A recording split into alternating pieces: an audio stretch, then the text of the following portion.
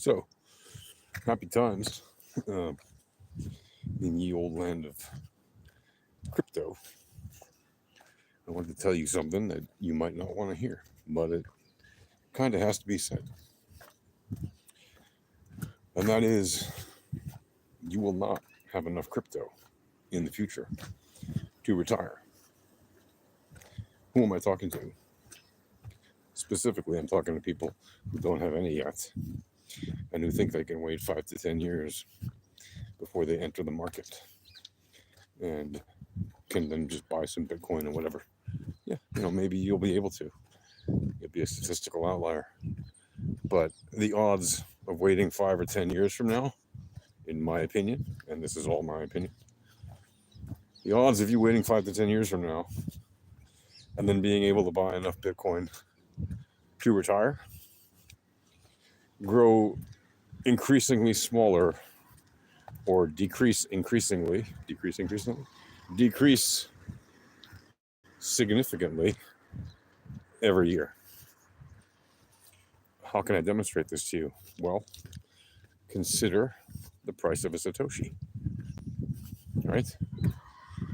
When Bitcoin started, and you could mine them essentially for free, except for the cost of the electricity, and you would mine 50 Bitcoins per block, you would get 50 Bitcoin every time you successfully mined a block, and that was 50 times 100 million Satoshis.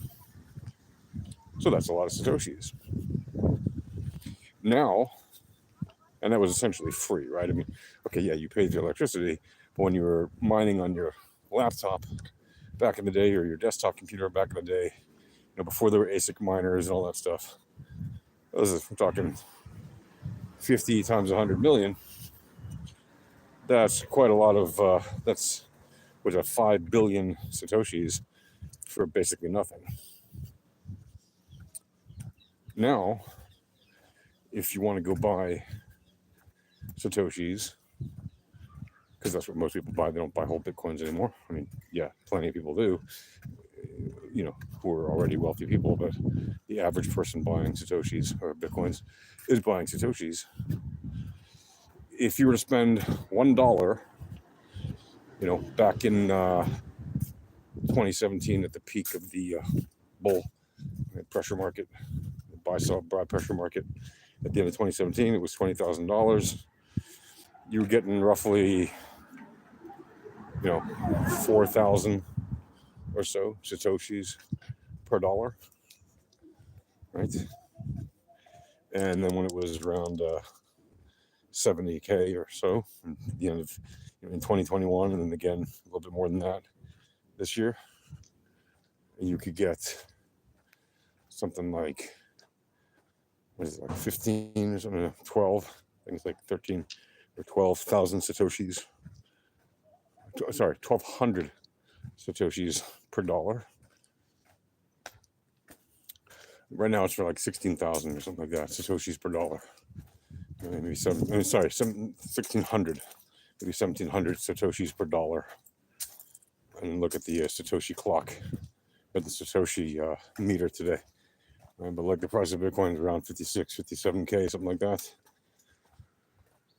So even at 58K or whatever, the price of Satoshis, you can get, for $1, you can get around, whatever it is, 1,600, 1,500 or so for $1, right? So again, 15 years ago, for about a few bucks worth of electricity, maybe less, you can get 50 Bitcoin, which is 5 billion Satoshis, right? For like nothing. And now for $1, you're getting like 1,600 Satoshis. So a few bucks will get you like a few thousand. So from 5 to a few thousand Satoshis. What do you think is going to be in another 10 years, 15 years, 5 years? And how much are you going to be living on that when the dollar devalues more and more consistently, and you're not able to really live on the dollars that you have because they're just going to be collapsing in value, and you're going to be basically stuck, and you're going to be basically using fiat currency, right? As all fiats eventually do. I'm not saying this to be a fearmonger or something like that. I'm really not.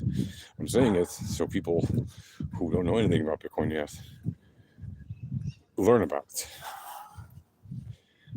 Because the odds that Satoshis are going to go significantly down in value compared to the US dollar, like back to 100,000 per dollar or a million per dollar or 100 million per dollar, is extremely unlikely. Is it possible? Sure, anything's possible. Is the trajectory going that way?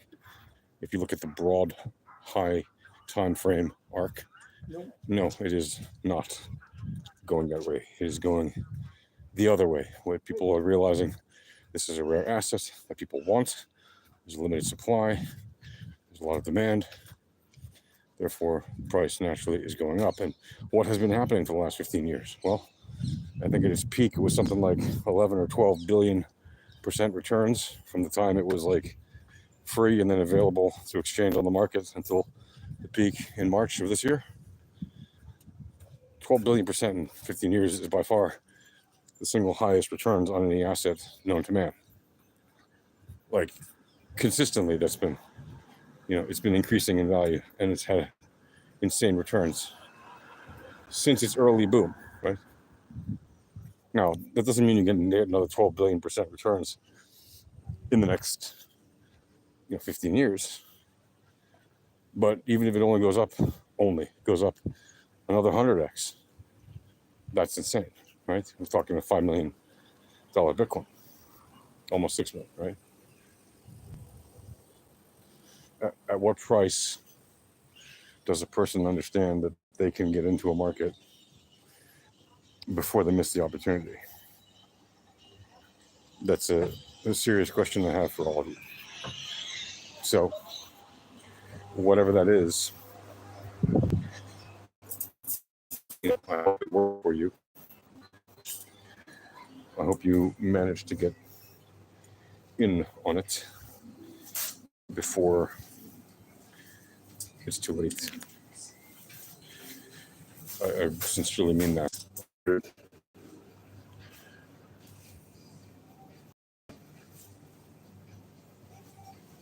No, that's not happening.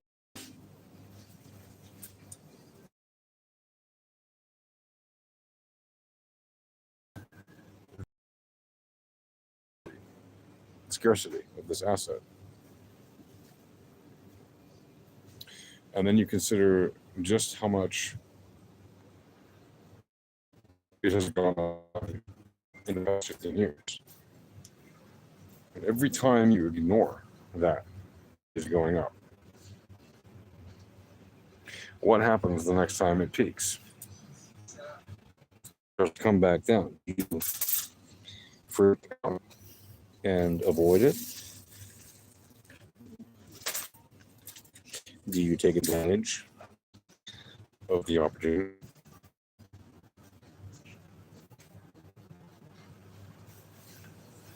What exactly? The way I see it, you're not doing any of those things.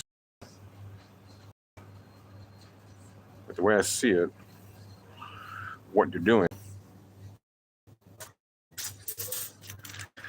is you are quite literally in the opportunity of a lifetime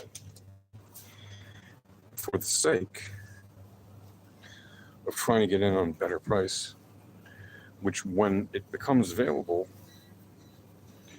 you don't actually take advantage of. Hey there, hey bro, hey SXP Power, how you doing? If you have any questions, by all means ask. I'll try to notice them here. The opportunity to actually get in on something that began, while it is still considered by the biggest investment houses in the world to be a safe asset, is still upon us. The biggest companies in the world, with most money in the world, are buying this stuff now because they believe it to be a relatively low risk asset. They don't believe it to be a high risk asset at the moment.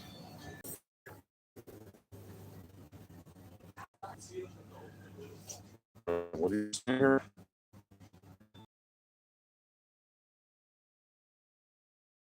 People, I'm for that. I'm for peace. I love Israel. I got no problem with peace-loving Palestinians. Arabs who want to have a state of Palestine, fine by me, as long as they're peaceful. If you have genocidal dreams of killing Israelis and Jews, then I'm not for that. And I don't care what side you're on. If you have genocidal dreams of killing Palestinians, I'm not either. I'm for peace. I am a man of peace. I do not believe in war. And I know, unfortunately, Israel faces an enemy that has declared openly many times that they are not interested in peace and all they want is whole. But people are more complex than that as nations or as groups, and that we need to measure what happens on the face of it and not just how we think it might be. So, on one side, on both sides, there happen to be more extremists, but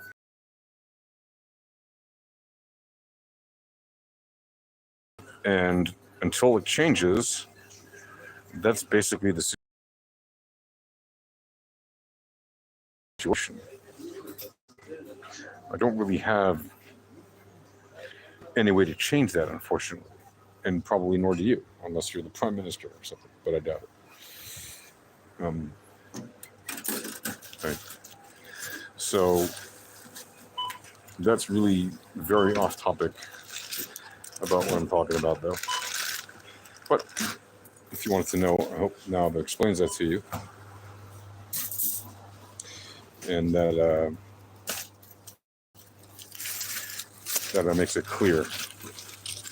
I'm curious what that. I mean, I guess it's a popular topic.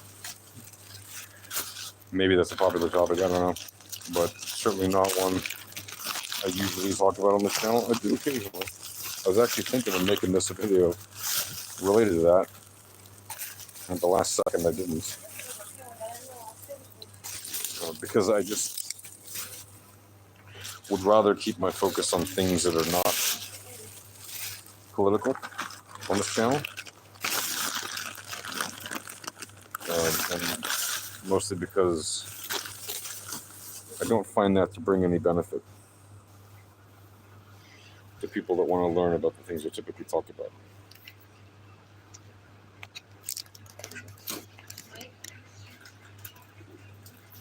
So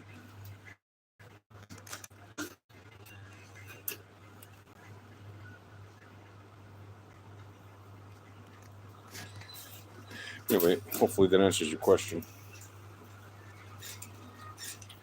Thank you. But let me just clarify, in case I wasn't clear enough. But there are people who are extremists, like I said, on both sides, right, of the Palestine and Israel issue. Right. Unfortunately, there are extremists who influence the Israeli government, and I personally believe even the prime minister should resign. I think he should have resigned on October 7th, because the moment he said that he didn't know that this attack was going to happen, I literally said out loud, yeah, he knew, you knew. And I said it out loud. I wrote it down. I published an article about it. I spoke to my friends about it. I wrote to my friends about it. I've got receipts that demonstrate that I was not pleased, obviously, and that I was very disappointed in the political leader of Israel who clearly lied when he said he didn't know that this was going to happen or that it was likely to happen. For many reasons, it seemed obvious that this was a probability, even for non-military people and non-military experts. This was a very obvious thing that could happen. And it seems like a shockingly massive failure that it happened the way that it happened because of many reasons, mostly, basically the high cadre, the high-ranking officers in Israel ignored the warning signs. The prime minister ignored the warning signs. Those warning signs had been known for years, not just days, weeks, or months. They had been known for years, and they were ignored. And when junior officers were reporting to their senior officers were literally laughing them off, telling them, "No, you don't have to worry about that. Don't rock the boat. Stop it. You're being annoying." Really? Annoying? When they told the prime minister about it, he reportedly shrugged it off and ignored it because he preferred having the political divide to take advantage of, to pass his judicial reforms or whatever, to focus, having soldiers focus on other areas rather than keeping an eye on the clear and present danger that was emanating from Gaza and also the West Bank, to be honest, but mostly Gaza and Lebanon. But at the same time, don't get it twisted. I completely blame the Hamas for what happened on October 7th. Okay, they invaded Israel. They did all the terrible things, right? Killing and murdering and all those terrible things that they did, kidnapping, and were sexual assault on women and men and just terrible things, right? And there's boatloads of evidence for that. For the crimes that they literally broadcast themselves doing via their GoPro cameras on the internet, right? So anybody that supports that is sick in the head. I don't support that. Like, in no way. Does that mean I support the killing of tens of thousands of Palestinians? No, I don't support the killing of tens of thousands of Palestinians. But at the same time, I realize that the army of Israel is an extremely difficult place and does everything that it possibly can to not harm people. You may not believe that, but I know for a fact that they do. Now, again, you can disagree, whatever, have your own opinion. I don't care. Like I said, I'm a man of peace. I'm not interested in war. I think war sucks. Unfortunately, it's a reality we have to deal with in life, sometimes in some places. And some people suffer from it more than others. Personally, I've suffered from it a lot, but I push on. Like many people I know who suffered even more than me, they push on. And that's just how it goes, don't let it stop you. So I hope that makes it clear. I don't support war in any case. I wish there was just peace and prosperity in the land of Israel and throughout the world, in Ukraine and wherever else there's conflict, Sudan, South Sudan, you name it. There is no shortage of conflict in China, right, with the Uyghurs, in Tibet, where the Chinese repress and oppress the Tibetan people, in Syria and Lebanon, where they're oppressing their own people, in Iraq, right, where Shias and Sunnis fight, in Afghanistan, where the Taliban oppress women and children and prevent girls from going to school and oppress women from having free rights, freedoms, human rights, and not for Islamofascism or any other kind of fascism or any other kind of fundamentalism running any government or any country on earth. I believe in freedom, I believe in giving people human rights and dignity, respect, the freedom to express themselves without infringing on the rights of others. You want tolerance? You have to be tolerant. If you're going to be intolerant, you don't get to be tolerant. Expect tolerance from others if you're being intolerant. Right? In the West, people have guilted themselves to a point where, in Europe, for example, they are so riddled with guilt from things that their great-great-great-grandfathers might have done in the 18th or 19th century or earliest 20th century. It is nuts. People who aren't even alive today, right? Nobody alive today did those things. Or certainly, pretty much nobody alive today did it. Yeah, sure, there might be some old Nazi bastards still alive who have yet to die, right? Or there might be some old people who did some other atrocities around the world, in Serbia or Croatia or Bosnia-Herzegovina, wherever, right? Kosovo. Might be some of those old bastards running around who committed serious war crimes. But people in Europe, by and large, the majority of them, did not oppress people in their lifetime. Right? The ones who are alive today. The Europeans who are alive today have not oppressed Africans, have not oppressed, Muslims, have not oppressed people from whatever country, South America. We're talking about, and yeah, you could say well, this stuff lasts for centuries. Yes, it does. It does impact generations of people. That doesn't mean you surrender your nations to them. I'm not against immigration. I'm all for legal immigration. I think it's great. It makes the world go round, quite literally. Does that mean that I am for letting people just cross borders without any security checks? And then when they come into your country, even if they're perfectly legally there, to allow them to be completely intolerant of their host country and violently so? No, I don't believe in that. If you're going to move to a country, you should at the very least, right? If you're not going to adopt its culture, you should at the very least respect the laws and not commit violent crimes.